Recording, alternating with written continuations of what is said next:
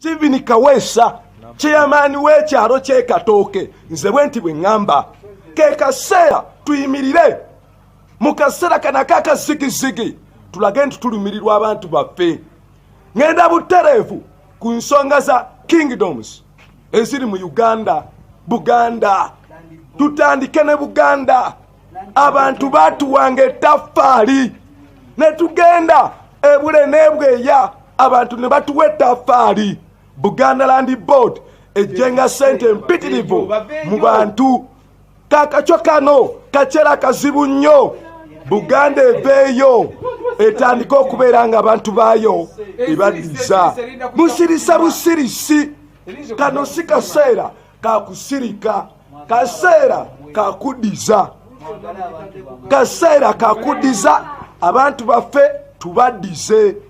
Kyonna kyonna ekinaba kikwatiddwa ne bafuna emmere ne bafuna kye balya. Buganda mugenda kuba muddiza. Ssebo ekitiibwa Katikkiro bayogere ku nsonga y'emmere.